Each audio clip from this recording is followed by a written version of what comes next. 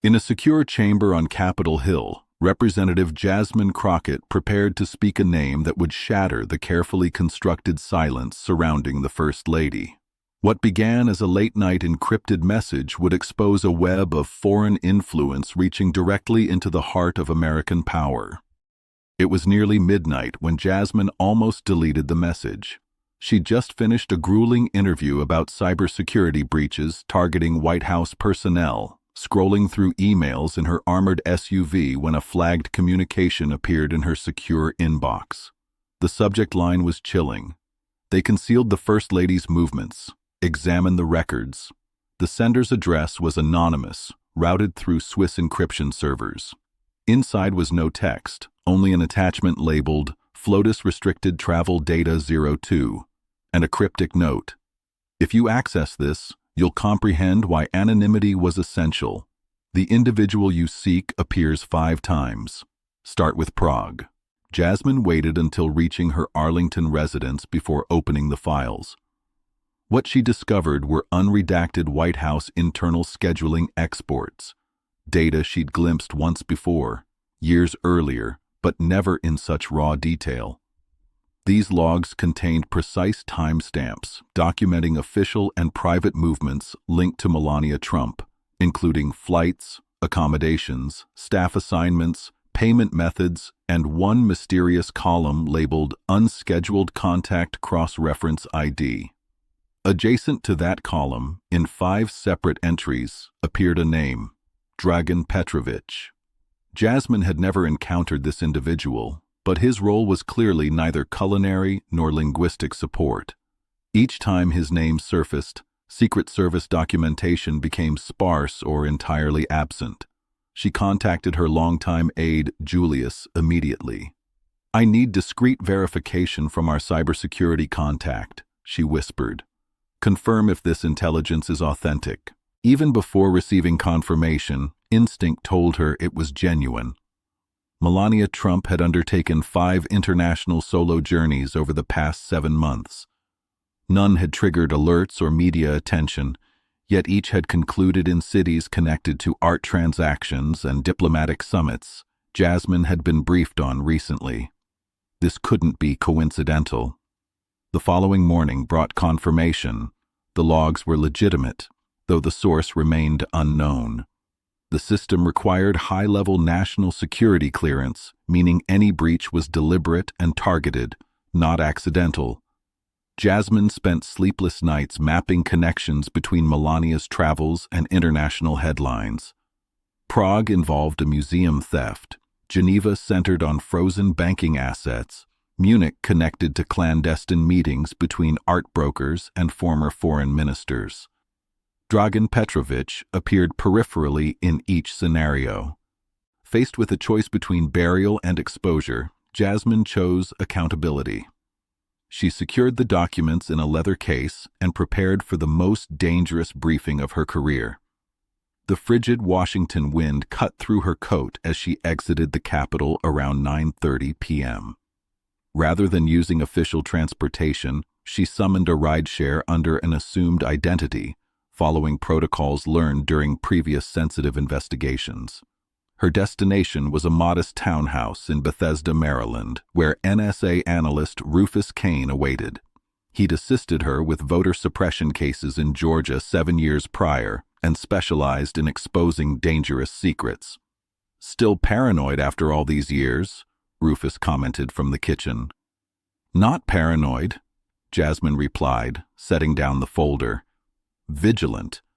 Rufus examined the documents, his expression hardening when he reached Petrovich's name.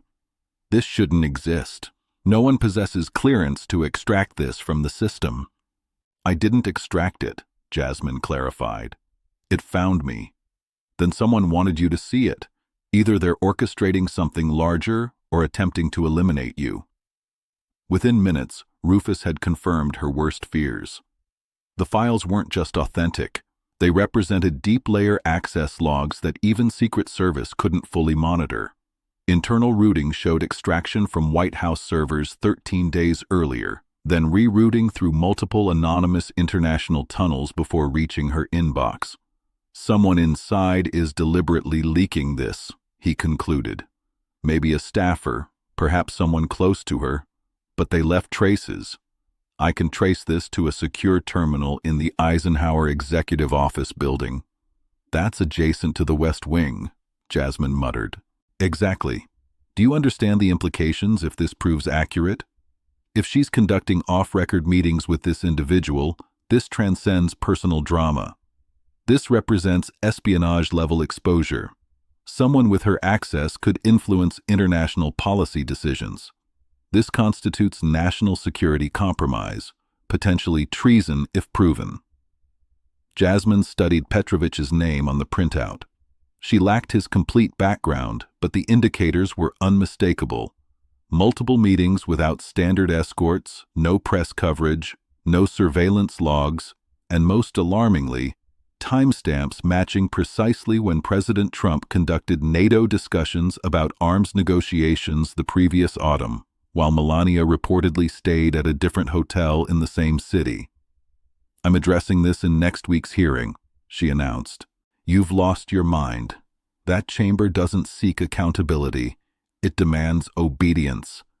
Question this publicly, and half of Congress will attempt to destroy your career. I'm accustomed to resistance, Jasmine replied. But if this man represents something more significant, I won't abandon it for political convenience. She scheduled private briefings with legal aides, crafting questions carefully, not accusations or theatrics, but threads that when pulled could unravel something larger than anyone in that chamber was prepared to confront. The hearing commenced at 2:15 p.m. in Rayburn House Office Building Room 2173. No cameras, no media, no transcripts. Only high-clearance committee members, 2 senior White House liaisons, and a sleep-deprived national security attorney attended. Chairman Representative Lowell Nash opened proceedings. We're addressing new security vulnerabilities flagged by internal audits regarding executive travel protocols.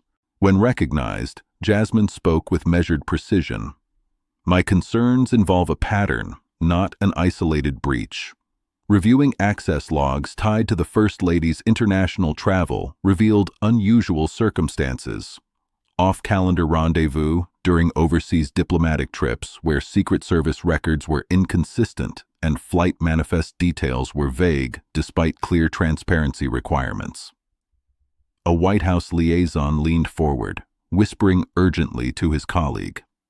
I've identified a specific name, Dragan Petrovich, appearing in conjunction with 5 of the First Lady's unscheduled meetings abroad across Brussels, Prague, Geneva, Berlin, and Vienna over 6 months. Reporter Howard Steele scoffed. Are we seriously entertaining rumors about the First Lady's travel companions?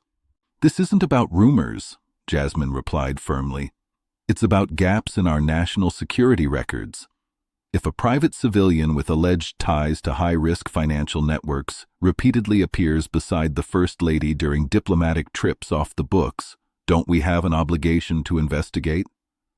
The room fell silent until Chairman Nash asked, Representative Crockett, are you suggesting the First Lady is involved in collusion with a foreign operative? I'm saying the logs indicate a relationship requiring oversight.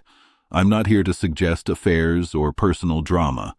I'm here to ask how a man flagged in multiple Interpol notices accessed the First Lady's proximity without documented clearance. When she presented the sealed log dump from White House internal travel archives, including timestamps, transport data, cross-reference security IDs, and payment links tied to hotels where the First Lady stayed without full Secret Service accompaniment, the atmosphere shifted dramatically. On November 8th, the First Lady landed at Václav Havel Airport under diplomatic clearance for an art diplomacy initiative with regional cultural ministers. According to logs, she spent 5 hours off-grid, during which Dragan Petrovich checked into the same hotel wing. Surveillance cameras were offline. No Secret Service log was filed for that window. By now, aides were shifting uncomfortably, and White House representatives had stopped taking notes entirely. We need to understand what was discussed, Jasmine continued. We need to know who cleared this man's proximity to the First Lady and whether these meetings compromised federal negotiations occurring simultaneously. What Jasmine couldn't have known was that Melania herself was monitoring from a private, secure room in the White House residence. When Jasmine spoke Petrovich's name aloud at 2:47 p.m., Melania stood abruptly, knocking over a half-full water glass. A young aide witnessed her stumble slightly before disappearing behind a side door. The stream was terminated seconds later. In the chamber, silence stretched for nearly 2 minutes. Chairman Nash finally moved the session to restricted legal review, dismissing all White House observers and external aides. "Do you understand what you may have opened?" Nash asked, once they were alone. "I understand the risk, but the greater risk is ignoring the connection between Petrovich and foreign policy compromises tied to these trips." Meanwhile, security at the White House had suddenly rerouted East Wing access, locked internal communications, and instructed staffers to disable personal phones. One junior press liaison later described it as a total shutdown, like someone pulled the plug on normal operations. Within hours, White House counsel issued a classified block on the East Wing's digital communication records, locking down Melania's files. This wasn't standard procedure. It was a defensive chess move made under pressure. Rufus's follow-up investigation revealed that whoever leaked the logs possessed East Wing passcode clearance, meaning they worked within 10 feet of the First Lady's private office. Additionally, Petrovich's name appeared in a restricted customs flag from the previous year. He'd been stopped in Miami and released without formal processing, a situation requiring White House intervention. 3 years earlier, Dragan Petrovich was virtually unknown in American political circles. He maintained a deliberately low profile as a Serbian-born art broker fluent in 6 languages, running an import consultancy from Zagreb and Vienna. His public persona appeared clean and invisible. However, deeper investigation revealed his 2018 appearance in a sealed European Commission intelligence report examining illicit art trafficking used to bypass financial sanctions. The report never went public due to diplomatic sensitivities, but it identified Petrovich as a facilitator connecting art, power, and banking systems. Rufus revealed that Petrovich was connected to the Prague Cellar Auction, a discreet annual underground event with no catalogs, no records, invite-only access featuring unregistered art, diamonds, diplomatic contacts, and information. Surveillance images showed him beside a private jet 3 days before the auction. The same week, Melania landed in Prague for her private cultural exchange. The worst-case scenario wasn't romantic involvement. It was operational exploitation. "He's not sleeping with her. He's using her," Rufus explained. "She's a channel, an access point.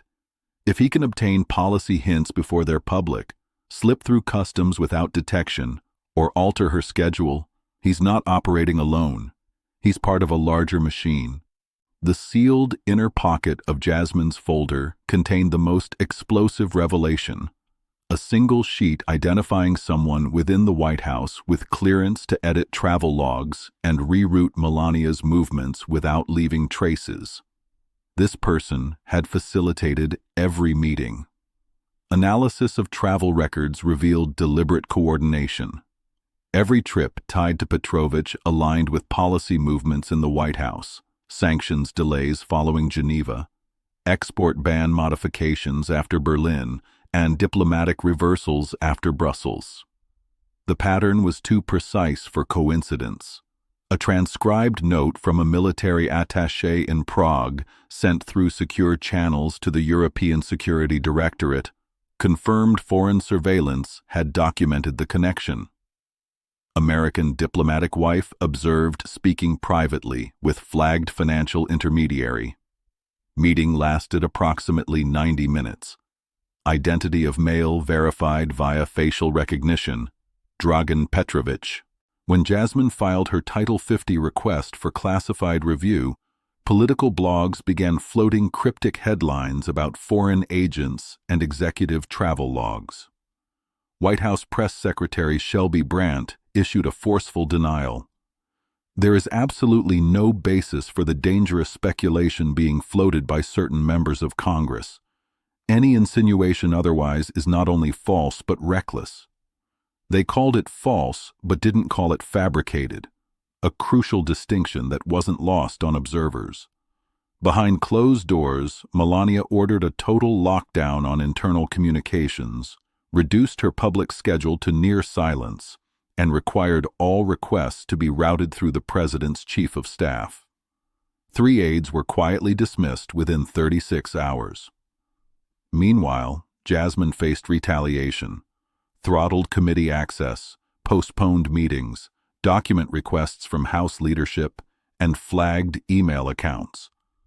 Some party allies urged her to withdraw, fearing electoral damage.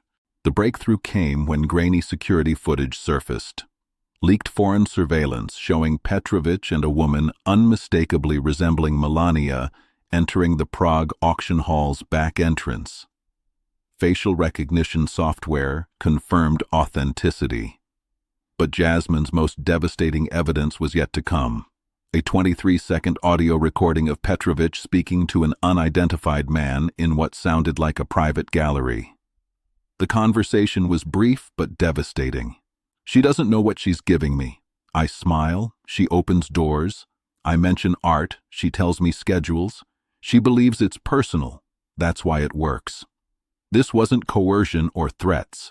It was confirmation that Melania Trump, intentionally or not, had become a conduit, a passive vulnerability exploited by someone who understood how power bends around perception. Jasmine delivered the complete package to both House Intelligence and Ethics Committees. The full truth was now documented. Systems don't collapse from grand conspiracies, but rot slowly from moments no one questions. Within 2 weeks, Petrovich disappeared entirely. Interpol issued a soft notice with no arrests or location confirmations. Rumors suggested Morocco or Malta, but no one knew for certain.